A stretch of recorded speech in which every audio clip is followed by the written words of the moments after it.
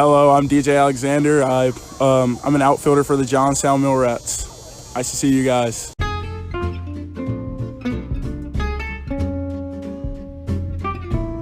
Hi, I'm Quenton. And I'm Michael. And this is Prospects for Sussex podcast, where we bring you our thoughts on Prospect League baseball. News, notes, opinions, and our favorite happenings. Thanks for joining us for episode 6.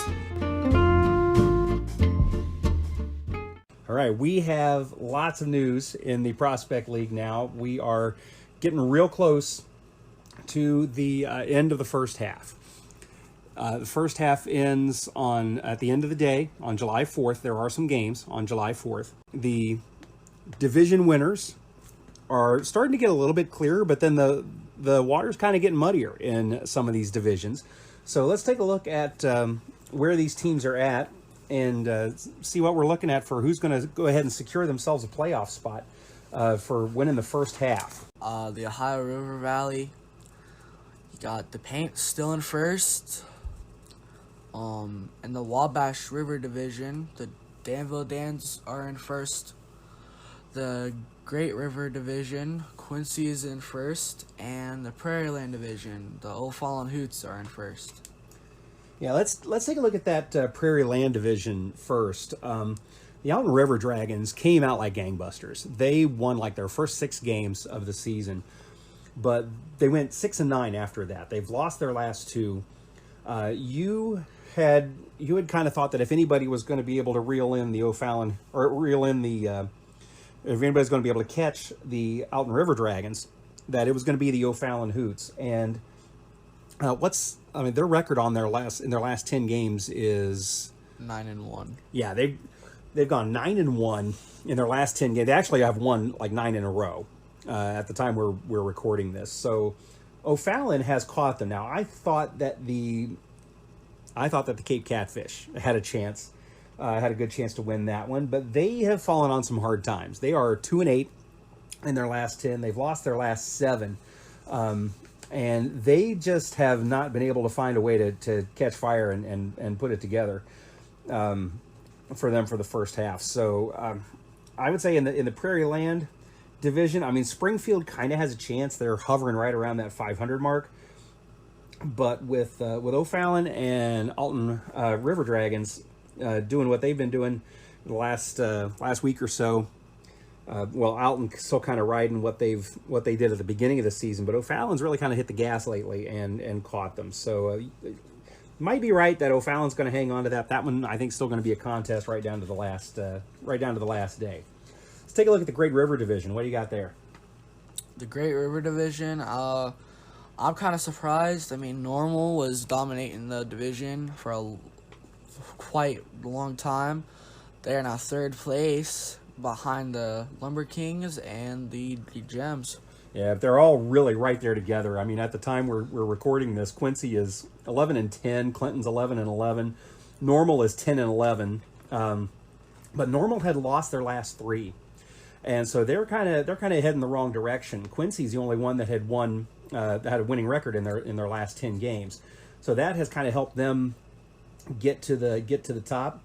The tricky thing, though, in that division is, even though they're not part of the chase for the first half title, Burlington seems like every now and then they jump in with a game where they just absolutely crush the ball, and they'll put up like a 10 or 12 run performance and beat somebody, come out of nowhere and beat somebody that maybe you weren't expecting them to. So out of Quincy, Clinton, and Normal, I have no idea who's going to win the first half in this, but it really might be Burlington who ends up deciding who wins that division, because they may jump in and surprise somebody and knock a couple of people off as we get down closer to the season, even though they're even though they're only like 7-14 on the season so far. Like you said, Burlington could surprise basically any of the teams in the Great River Division or the Prairie Land Division or even the Wabash River Division. But if I had to make a prediction so far, maybe, I don't know, Clinton, the Lumber Kings could probably, if they wanted to, they could catch the Gems if they really wanted to. Yeah, it's good. That's going to be a fun one to follow as we get down. Now, another fun one to follow has been the Wabash River Division. There's a heck of a race going on there. Both Illinois Valley and Terre Haute Rex have really gotten going of late. Terre Haute's won 7 in a row. Illinois Valley's won 6 in a row. I thought Danville was my pick early on that they were going to win it all, and but they are kind of in a dead heat right now with those other teams. I mean, Danville's done great in their last 10. They've gone 7-3 in their last 10, but I mean, Illinois Valley's gone 8-2. Terre Haute's gone 9-1. That's insane. The kind of numbers. Lafayette's at the bottom of the division, and they're 11-10. They would be tied for first place if they were over in the Great River. Yeah. I mean, if they were in the Great River Division, they were tied. But your pick was Danville. Mine is the Aviators, and they're sitting at 11-10 with a 4-6 last 10 games played. They're not really doing so hot lately. They lost a couple of their last games, and yeah, I mean, Lafayette is. I would not count Lafayette out for this one. They're still a good team. Danville, Illinois Valley, Terre Haute, they're all going to have to play each other a little bit coming down here the stretch too. So, still a chance for anybody in that division to come out with. But I still think it's going to be Danville. yeah, I mean, Danville is a tough team, but let's look at the Ohio River Valley Division. So, the Paints in first, obviously, lost their last 2. At the time we're recording this, they're 6-4 last 10 games played. Johnstown's right next to them. They're 8-13 in second place. 4-6 their last games played. Won their last game. The Miners are 5-13, 2-8 last 10 games we played. They're on a 2-game losing streak. And Champion City 5-15, 2-8 the last games played. Their last 2. Yeah, the tricky part about that is that, I mean, you can look at those records and you can feel like, oh my gosh, let's look at Johnstown record, for instance. You can look at that and say, oh my gosh, we're 8-13. Our winning percentage is .381. We're only 4-6 in our last 10. We're just not we're not really burning it up. But in order to make the playoffs in this league, you don't have to catch the Paints this year. I mean, if the Paints win the first half, great, no problem. Even if the Paints end up winning the second half, whatever. You just have to have the second best record in the division. If you don't win the second half, you just have to have the second best record in the division. And then it comes down to whoever has the best record overall hosts that one game. And as we've said a couple of times over the course of this podcast, anything can happen in one game. And so if you're Chillicothe, I'm not sure there's any of those teams that you feel super confident playing against in a one-game playoff. Yeah, I mean, that is true. We've seen over the past couple years how Chillicothe plays. They would, be on a losing streak and then pop off, win first half, and then, yeah, but the team that I'm really concerned for is Champion City. I mean, they're 5-15. They're not looking too hot. Their winning percentage is .250. They've got some really good hitters on that team, though. They've if they can scratch out any kind of hitting, you get a couple of good pitching performances thrown in there, and suddenly you can turn a losing streak into a winning streak real fast in this league. So we're still not sure who's going to be those first half winners. We're getting closer to the end of the first half. We think we've got a little better idea on one of them, or a real good idea still on one of them, who that's going to be. But the rest of these are really up for grabs. So it's nice to have that kind of a playoff run, have that playoff atmosphere going early on in the season, even though we're just about 4 weeks into the season. Nice to have that to be able to look at, for teams to be able to point out and say, hey, look, we're in a playoff chase here. That's great for the fans. It's great for the players. It really helps them with knowing that they've really still got something to play for in a league like this. Yeah. A lot of fan bases too. Speaking of having something to play for, one of the best parts of Prospect League games, and this has been the case everywhere we go, is that in between innings, there will be some sort of fan participation games. Whether that's, whether they're drawing, ticket numbers, seat numbers, or whether it's, an extra program that you have to buy and you're dropping tickets into a box or something like that to get drawn. There are some fan participation games that go on that are really pretty cool out there. And so we've seen several different kinds over the years. We've seen some come and go, and we've seen some come around that have stayed. Quenton, I got to find out, what's your favorite between inning fan participation game? Because you've actually been able to do several of these too.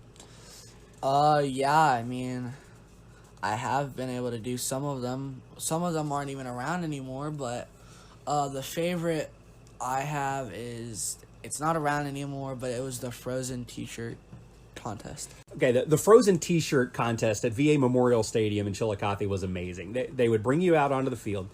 They would bring out 2 kids, and they would literally hand you a t-shirt that had been rolled up, soaked in water, and it had been sitting in the freezer. So it was frozen solid. So you would see kids with all sorts of strategies, and the winner was the first one to put the t-shirt on. That was the whole point of the game. But because the shirt was frozen solid, you had to do all sorts of stuff to it to try to you kind of bust the ice up. And honestly, on a 95-degree day, standing out on that field, putting on a frozen cold t-shirt was not a bad thing to have happen, right? No, not at all. All right, I got to tell you, I mean, I've had several over the years that I thought were pretty fun. The Dizzy Bat contest was always kind of funny.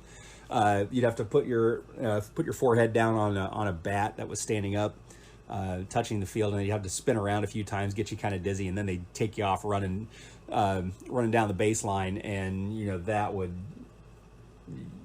Nobody had a good time trying to stay on their feet, racing against somebody else who was. That one has kind of gone by the wayside. I think maybe fan safety and some maybe some liability issues there with people falling all over the place has made that one go away. But I got to tell you, we saw on Prospect League TV, we were watching the Johnstown and Lafayette game, and it looked like they had a pretty cool one going on there. They had 3 people that were wearing like those inflatable suits. One of them was a cow. I think one of them was like Superman. And the other one was a sumo wrestler. Yeah, and the other, they had this race that they had to do where they had to stop along the way and do these different things along the way.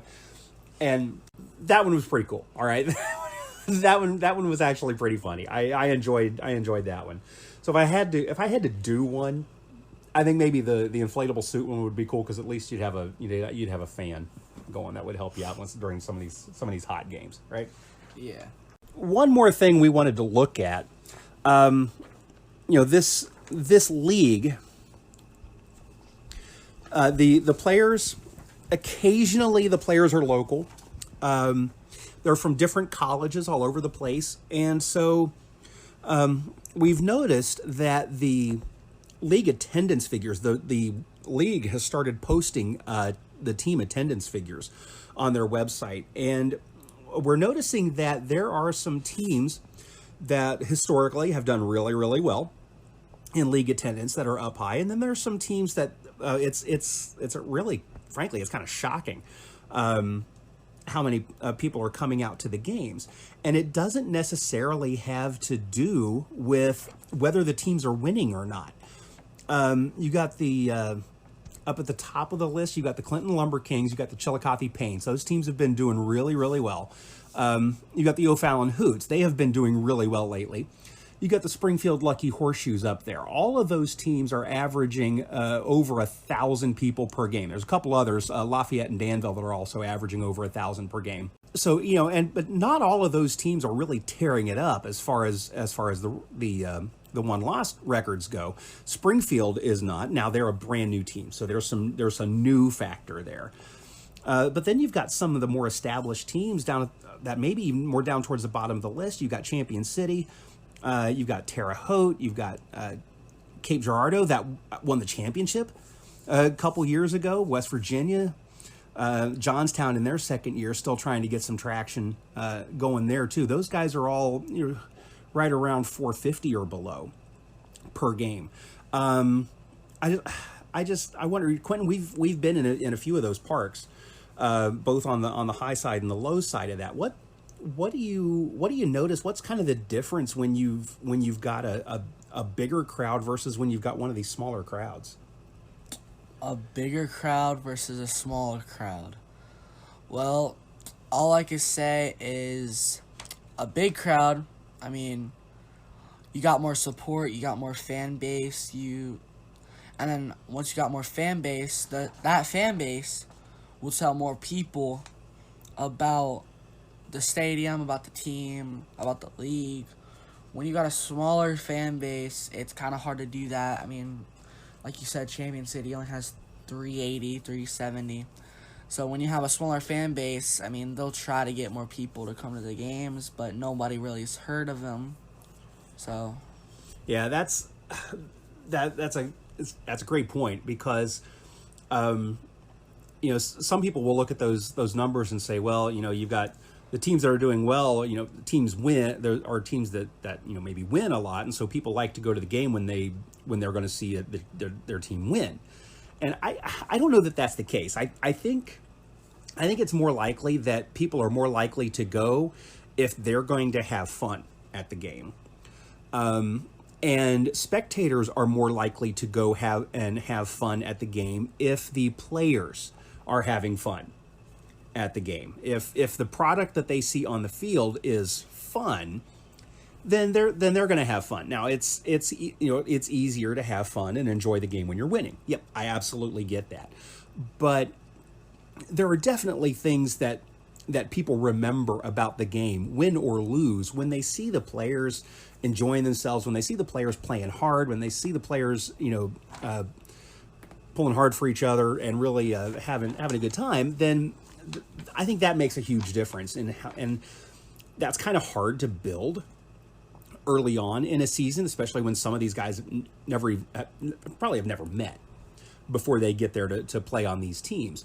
So one thing that we have noticed that has happened lately is teams are using a little bit more of their social media presence for some of this sort of thing. And the West Virginia Miners have gotten themselves on TikTok. And they recently, they had a little contest to see which of the players could come up with the best impression of Coach Tim Epling's famous "dang" response, which if you've ever been to a game where Tim Epling was coaching, and probably doesn't matter where you've sat in the stadium, you've probably heard him say that at one point along the way. Is that all right with you? Dang! Dang! Dang! Dang! Dang! Dang! We thought since the players did it, we thought maybe we should bring in our own attempt at our impression of the coach. So, okay, we didn't talk about this part beforehand. Who's going first? I'm going first. Yeah.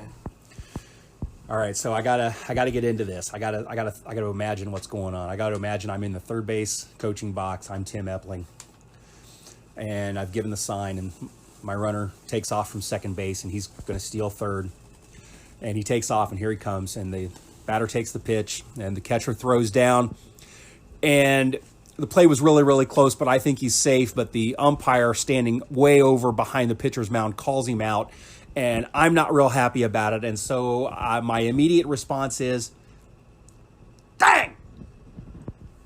Okay. Dang! Wow. Okay, that's pretty good. We might have to get some of the West Virginia folks. We might have to get some of the other folks that listen to our podcast to tell who did the best dang impression of Coach Epling.